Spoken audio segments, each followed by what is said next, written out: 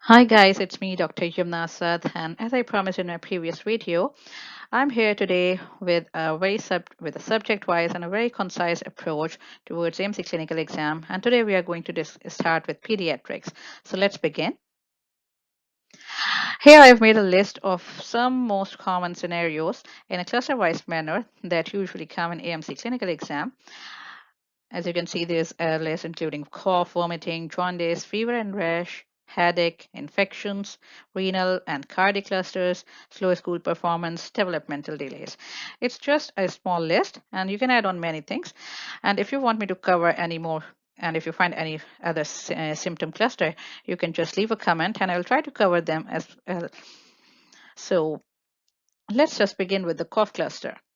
It's a very favorite topic for AMC exam and it's very important in real life as well.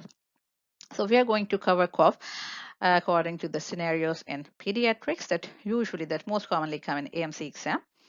So the most important ones are the asthma, allergy, bronchiolitis, croup, epiglottitis, foreign body, pertussis, pneumonia, psychogenic or habitual cough, sinusitis, and the viral upper respiratory tract infection. Amongst all these, the viral upper respiratory tract infection is the most common cause of cough in the pediatric age group, regardless of the age, like neonates or toddlers or uh, adolescents, but it's the most common cause according to the RCH. So I've tried to collect all the different information from the RCH guidelines, and they are quite recent. So you can also have a look from the RCH to compare. Okay, so let's start with the history. So this history, I've tried to give you a very basic approach, how to uh, approach a case with where a child has come to you with a complaint of cough. Usually with cough, there can be some other symptoms. So, but the predominant complaint will be cough. So first of all, if a child comes to you with definitely the child, so there will be a scenario like there's a say 3 months old child has been brought in by mother or father with complaint of cough and shortness of breath and so on. So the scenario usually comes like this, and it will say like if you are in a GP setting or in an emergency, or if you are a HMO.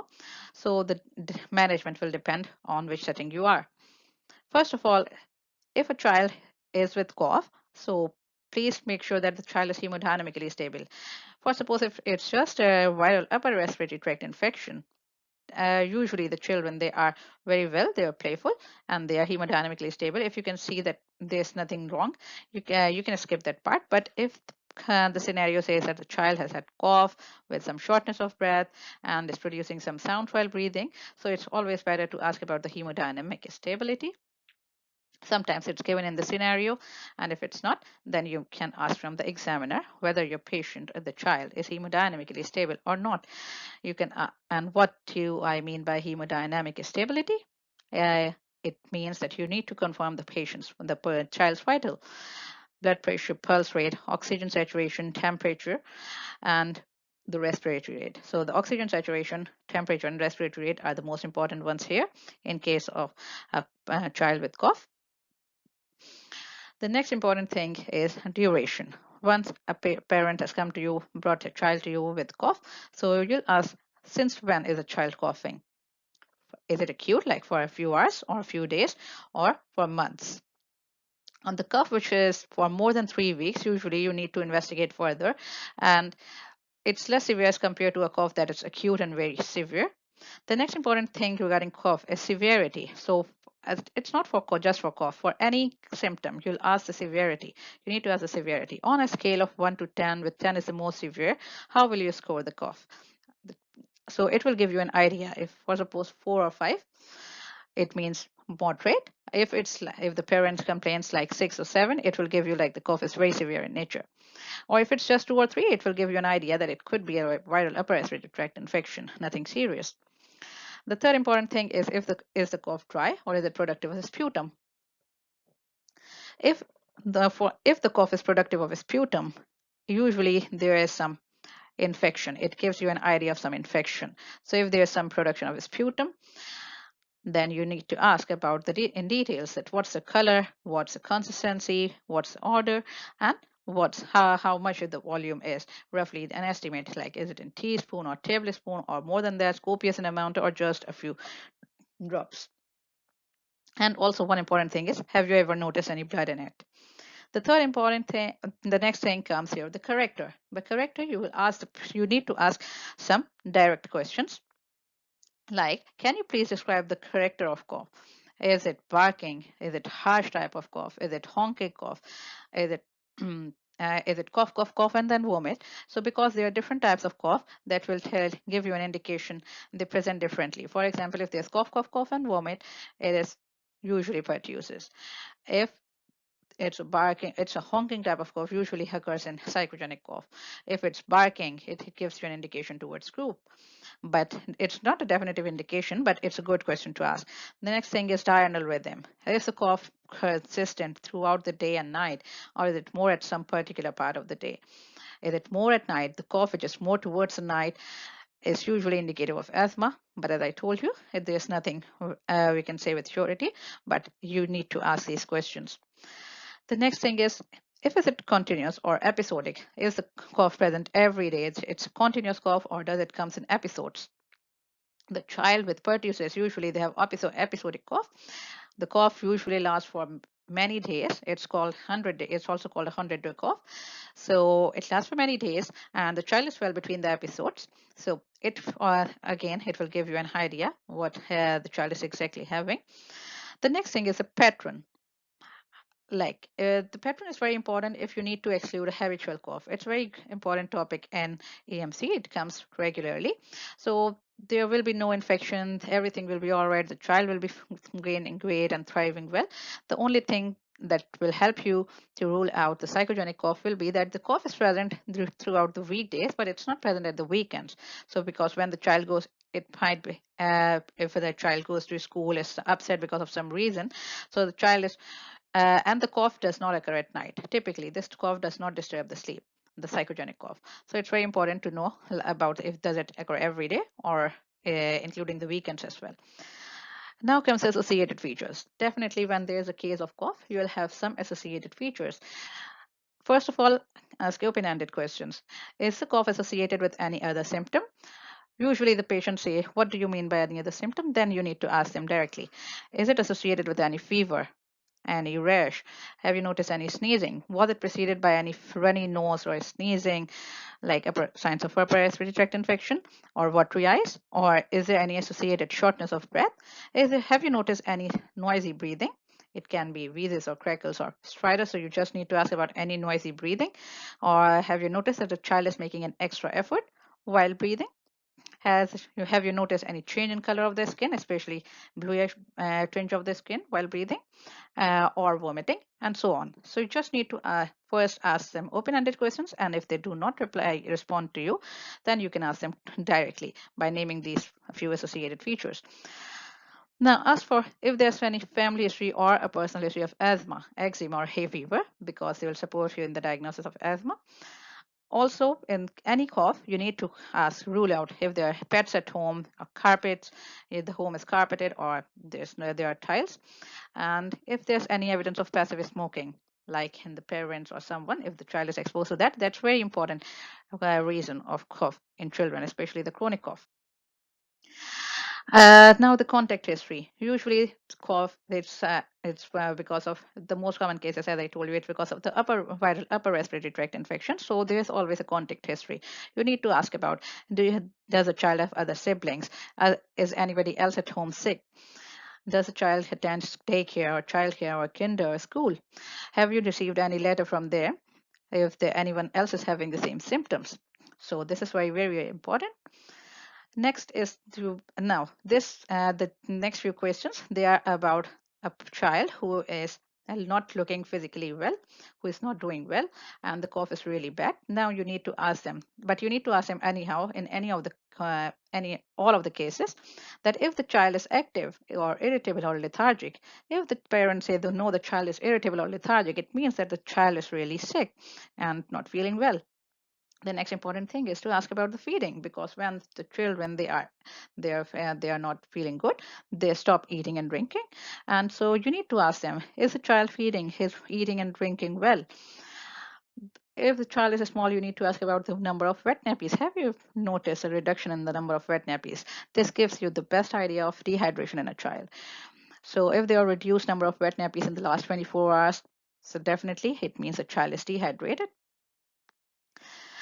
Also ask if there are any previous episodes in the past. Sometimes the children might be having viral upper respiratory tract infections, and it's common, according to RCH, it's common to get up to 6 or 7 of these infections per year in children. So usually the parents, they come to you in an emergency, but it's not more than an upper respiratory tract infection. So you need to reassure them that it's common, and slowly they will develop immunity against it.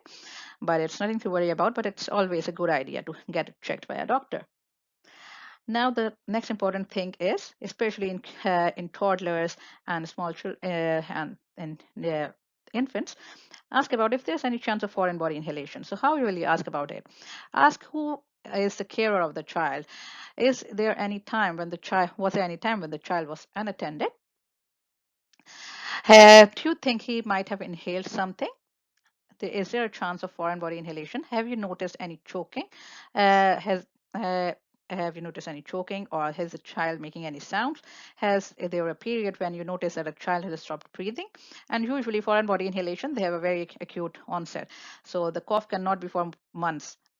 So usually they'll start telling you that the child has started coughing a few hours ago, or maybe a few hours ago or a few minutes ago, and he looked like he's choking, and his color changes, and now we have brought it to the emergency. We don't know what to do. So it gives you an indication, but for months it can never be a foreign body. Please do not say, as I told you earlier, if a child is having a cough for months, do not say that foreign body can be one of the differentials. It's a silly mistake. Now, binds, as you all know, but the mnemonic, it includes birth, immunization, nutrition, developmental problems, and social issues. Among all these, immunization is the most important one, definitely, because as you can see, it's a long, long list. You need to ask all these questions in any child coming to you with cough. And besides cough, the child will also there will be something else, like shortness of breath and something. So definitely you need to cover the shortness of breath questions as well. So you need to be very concise. Just practice and practice, and you will be able to cover it in less than 3 or 4 minutes in the entire history. So I would not recommend you to ask all the starting from the binds history altogether, but well, whatever you feel relevant at that time, you can ask that. But immunization is a must. You need to ask about. It's very important in case of pertussis or epiglottitis. So it's very, very important.